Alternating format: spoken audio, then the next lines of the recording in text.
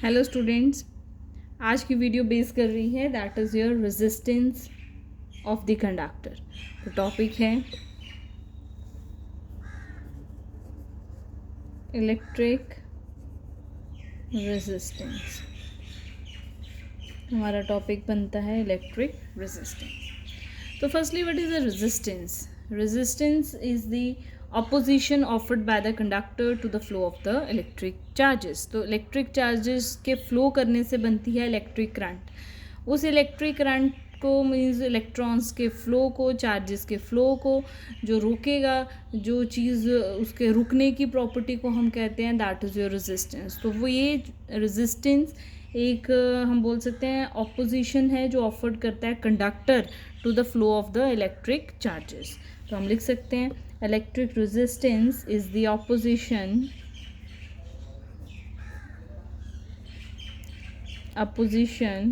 offered by the conductor to the flow of electric charges in the conductor provide करता है।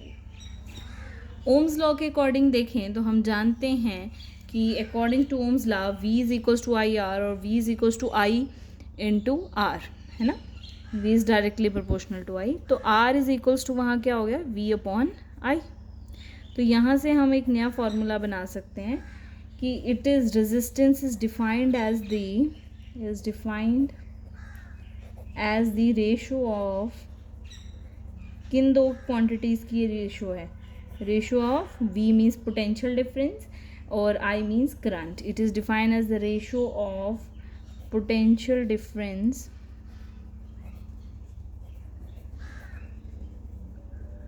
difference across the ends of the conductor to the current flowing through it। तो this is the basic definition of electric resistance.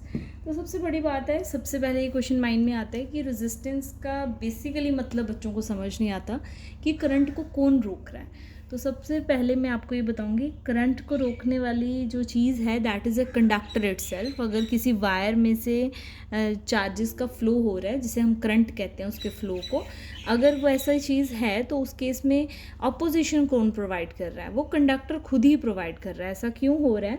क्योंकि हम जानते हैं कि flow of the free electrons के free electrons जो होते हैं उनका फ्लो करना नेगेटिव टर्मिनल से पॉजिटिव टर्मिनल की तरफ वो करंट बनाता है। Electrons flow from negative terminal of the battery to the positive terminal of the battery, तो जो करंट बनाता है this give rise to the electric current in a conductor.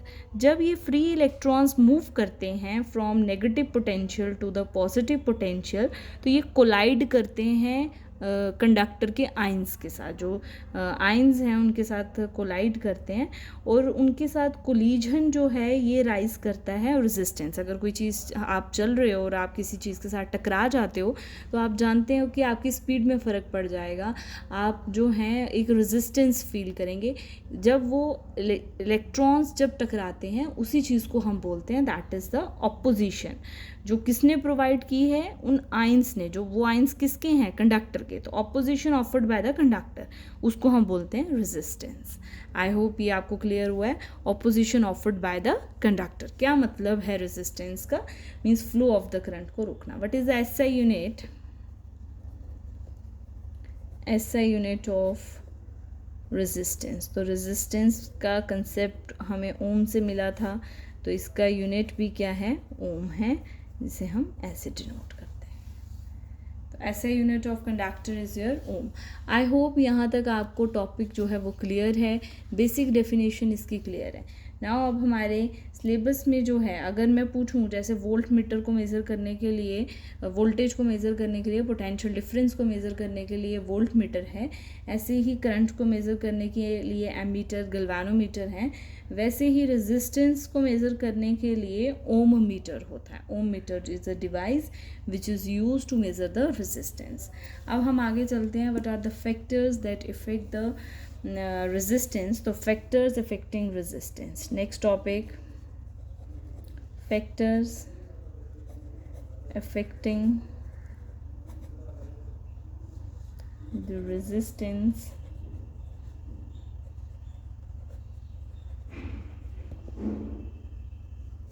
और इसे हम एक और नाम दे सकते हैं, इलेक्ट्रिकल रेजिस्टिविटी और specific resistivity, resistance. Now what are the factors on which resistance depend? तो फर्स्ट फैक्टर, रेजिस्टेंस किस पे डिपेंड करता है? सबसे पहले length of the conductor. Length of conductor. तो अगर हमारी कंडक्टर की लेंथ ज़्यादा है तो आप समझ रहे हैं कि आयंस के साथ कोलिजन ज़्यादा होगा. तो अगर कोलिजन ज़्यादा होगा उस वजह से रेजिस्टेंस भी ज़्यादा होगा. It means resistance is directly proportional to L. तो लेंथ बड़ी, उतनी ज़्यादा कोलिजन होगा, उतना ज़्यादा रेजिस्टेंस होगा. तो length R, that is your resistance. R is a symbol for resistance. तो resistance is directly proportional to the length of the conductor. ऐसे ही A means area of cross section of the conductor. तो अगर हम area की बात करें, अगर एरिया इंक्रीज़ कर देंगे हम किसी कंडक्टर का, तो उस केस में क्या हो जाएगा? If the area is increasing then the collision is reducing. Collision reduce कर रहा है तो it means resistance will reducing. तो एरिया बढ़ाओ और रेजिस्टेंस कम हो जाएगा. तो रिलेशन बिटवीन दैम इज, एक चीज़ बढ़ रही है एक चीज़ कम हो रही है, तो उस चीज़ को हम बोलते हैं इन्वर्सली प्रोपोर्शनल. तो ये सिंबल सामने सामने होंगे तो डायरेक्टली प्रोपोर्शनल, तो ये inversely proportional. If area is increasing resistance will decrease. दोनों को कंबाइन कर लो. Combine equation first and second. तो हम देखेंगे combining equation first and second. तो अब फर्स्ट और सेकेंड इक्वेशन को कंबाइन करेंगे तो हमारे पास क्या बन जाएगा? That is R is proportional to L by A. तो आर के सामने एल है डायरेक्टली प्रोपोर्शनल और डिवाइड में ए है inversely proportional. R is proportional to L and R is inversely proportional to A. तो हम डायरेक्टली और इन्वर्सली को दोनों को जब एक साथ बोलते हैं तो इसे प्रोपोर्शनल बोल देते हैं. तो R is proportional to L by A. अब आप जानते हैं जैसे ही प्रोपोर्शनैलिटी अगर हम हटाएंगे तो एक कांस्टेंट आ जाएगा. अब इस केस में वो कांस्टेंट ऐसे है, मीन्स आपने P बनाना है बट यहाँ से थोड़ा सा इसे एक्सटेंड करना है.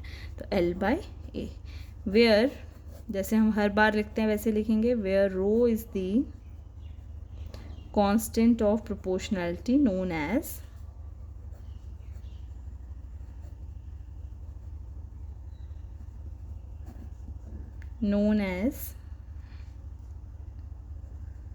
resistivity और स्पेसिफिक रेजिस्टेंस और इलेक्ट्रिकल रेजिस्टिविटी भी कह सकते हैं. तो आई होप यहाँ से आपको ये बात क्लियर हो गई है कि आर का एक नया फार्मूला आ गया है. R is equals to rho L by A. और अगर हमें रो का फार्मूला लिखना है तो rho is equals to R A by L. तो what is the SI unit of resistivity? तो रेजिस्टिविटी का एसआई यूनिट होगा, अगर आप देखें आर का, रेजिस्टेंस का क्या है? गुड स्टूडेंट्स बोलिए, रेजिस्टेंस का क्या है? अभी अभी हमने किया, रेजिस्टेंस का एसआई यूनिट ओम. एरिया का क्या है यूनिट होता है एसआई? Metre square. लेंथ का क्या होता है? मीटर. मीटर और मीटर कैंसिल तो ओम मीटर. तो क्या एसआई यूनिट है? Ohm metre. ऐसे भी लिख सकते हैं. The SI unit of resistivity is ohm metre. I hope आपको ये बात क्लियर हो गई है। तो आज के लेक्चर में हमने क्या पढ़ा, that is your electrical resistance, उसकी बेसिक डेफिनेशन हमने स्टार्ट की एंड उसके बाद हमने टॉपिक जो कंप्लीट किया that is factors affecting resistance. अब हम नेक्स्ट टॉपिक नेक्स्ट वीडियो में पढ़ेंगे, that is based on resistance, two types of resistance, one is your series, another is your parallel. Like, share and subscribe.